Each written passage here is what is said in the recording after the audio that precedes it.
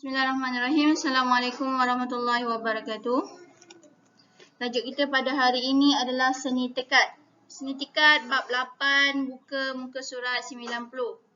Pendidikan seni visual tingkatan 3. Seni tekad.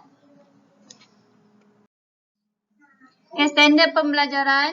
Pada tajuk ini, awak akan belajar tentang apa? Murid boleh menjelaskan prinsip asas seni tekad. Yang 8.1.2 menyatakan jenis, motif, alatan dan bahan seni tekad. 8.1.3 menerangkan proses seni tekad. Okey, ini yang awak akan belajar dalam tajuk ini. Prinsip asas, jenis, motif, yang ini bentuk-bentuk seni tekad, alatan yang digunakan dalam seni tekad, bahan-bahan yang digunakan dalam seni tekad, dan akhir sekali awak akan tengok proses seni tekad. Okay, prinsip asas seni tekad. Bukan muka surat 92. Seni tekad adalah satu proses bersuji, iaitu menjahit dengan menggunakan benang putih bagi menetapkan benang emas ataupun benang perak secara berulang-ulang sehingga menutupi mempulur. Okay, awak boleh tengok gambar, adanya jarum, adanya cuban, adanya mempulur. Ini mempulur. Kita jahit berdasarkan mempulur dan adanya kain irasan. Kain irasan ni selalunya kain baldu. Dan bawah ni kain lapik. Dan yang warna oranye, warna yellow ni adalah benang emas. Okay, boleh tengok muka surat 92. Ini adalah prinsip asas seni tekad. Satu proses bersuji. Berulang-ulang-ulang. Menggunakan dua benang putih dan benang emas. Dia jahit kat mana? Kat mempulur. Okey. Next. Jenis seni tekad. Seni tekad ada dua jenis. Satu tekad timbul. Tekad timbul benang emas ataupun tekad gubah. Tekad timbul benang emas dikenali sebagai tekad bersuji, merupakan proses sulaman benang emas. Dia menggunakan benang emas ataupun perak yang ditekat pada kain baldu mengikut motif atau corak. Jenis yang pertama adalah tekad timbul benang emas. Ini menggunakan benang perak ataupun benang emas. Selalunya menggunakan kain baldu. Itu jenis yang pertama. Jenis yang kedua tekad gubah. Tekad gubah pula menggunakan acuan. Yang dibuat daripada kertas nipis yang ditebuk dengan motif ataupun bentuk atau reka corak. Dia dah ada siap-siap kat kertas nipis tu, dah ada corak. Benang sutera merah yang dikenali sebagai benang untina digunakan untuk menjahit benang ijuk mengikut reka corak yang dipilih. Kalau macam tadi dia guna benang emas ataupun benang perak. Tapi tekad gubah yang menggunakan benang sutera merah ke atas kertas nipis. Itu dua jenis tekad. Tekad timbul benang emas, satu tekad gubah. Baiklah, next kita pergi kepada motif seni tekad. Apa itu motif? Yang ini bentuk-bentuk yang kita boleh buat dengan menggunakan seni tekad. Bentuk yang pertama, motif bunga kek wah. Kalau awak tengok ini bunga kek wah. Yang ini adalah seni tekad berbentuk bunga kek wah. Yang kedua, motif bunga lawang. Ini bunga lawang asli. Yang ini adalah seni tekad bunga lawang. Kemudian bunga raya, ini adalah seni tekad bunga raya.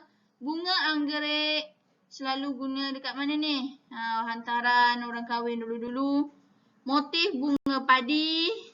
Dan akhir sekali motif daun asam batu. Ini motif daun asam batu. Ini adalah jenis motif ataupun bentuk-bentuk seni tekad. Kemudian kita pergi kepada alatan seni tekad. Awak boleh tengok muka surat 94. Ini adalah alatan-alatannya. Cuban ialah kayu bercabang untuk melilit benang emas. Proses melilit benang emas lebih mudah dengan adanya cuban. Kemudian kain putih sebagai pemidang. Gunting memotong benang. Jarum chinel digunakan untuk menjahit benang putih pada kain irasan ataupun kain baldu. Benang putih digunakan untuk mengikat benang emas yang menutupi mempulur.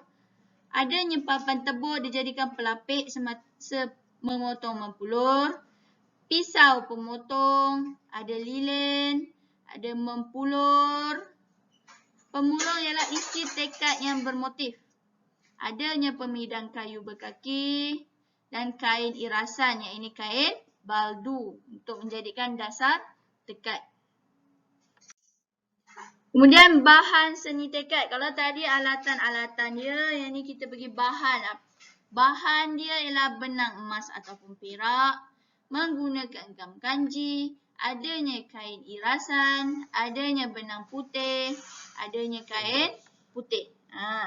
Benang hijau. Okey, info seni benang hijau ialah serat yang berwarna hitam pada pangkal pelepah enau yang dililit dengan benang sutera merah. Ia digunakan sebagai bahan bentuk motif dalam tekad gubah. Tekad gubah. Selalunya kita guna tekad timbul benang emas. Jarang guna tekad gubah. Selalu kita nampak yang timbul benang emas. Okey, proses penyediaan cuban. Ini nak hasilkan cuban je. Langkah pertama, menyediakan 5 kotak lilin untuk menggulung benang emas ke cuban. Langkah 2, melilit benang emas ke cuban secara bersilang. Awak boleh tengok YouTube proses penyediaan cuban. 1, nak buat cuban lagi. Yang kedua, nak buat mempulur pula. Mempulur ni motif yang kita nak buat ni. Kita nak tiru ni. Mempulur. 1, lukis dulu. Lukis motif pada kemaga. 2, lakar dan menyurih. Memotong motif pada kemaga. Kemudian 3, proses memotong motif yang telah dilakar pada kemaga. Lilin digunakan untuk melicinkan bahagian mempulur. Dan yang terakhir itu adalah mempulur yang telah siap. Dan proses menekat pula, kita kena buat pemidang dulu. Kain kapas bertelinga diregang pada pemidang. Kain kapas diikat pada pemidang berkaki menggunakan tali. Yang ketiga, pemidang kayu yang siap diregang. Kita nak jahit, so kita kena tegang-tegangkan dia. Dan keempat, gam atau jahit kain irasan di atas permukaan kain putih. Kain baldu tadi kena gam atas kain putih tadi dekat pemidang. Okey, menjahit mempulur. 1, mempulur diletakkan di atas permukaan kain irasan. Ni mempulur yang kita dah corakkan tadi. Kita letak atas kain baldu. Mempulur dijahit untuk meletakkan kedudukannya supaya mudah dilekat. Kita jahit jelujur je dulu supaya dia tak bergerak-bergerak. Orang perempuan tahulah jahit jelujur macam mana. Sementara aja supaya benda ni tak bergerak-gerak sebab nanti kita nak tekan, kita nak tiru dia.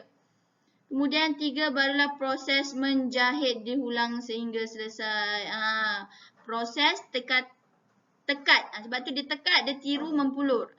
Proses jahit benang emas keluar masuk, keluar masuk, keluar masuk. Dekat sini.